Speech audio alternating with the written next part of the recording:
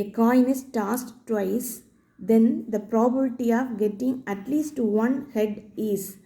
அதாவது a coin, ஒரு காயினை வந்து நம்ம இப்போ டாஸ் பண்ணுறோம். டாஸ் பண்ணும்போது நமக்கு ரெண்டு பாசிபிலிட்டி இருக்குது. ஒன்று ஹெட்டு விழலாம், இல்லைன்னா டெயில் விழலாம்.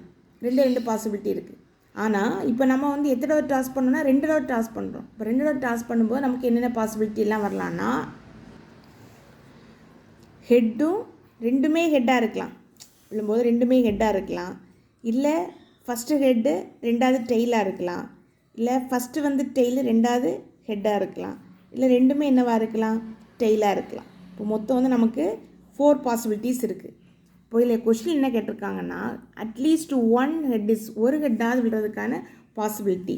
இப்போ probability of at least one head.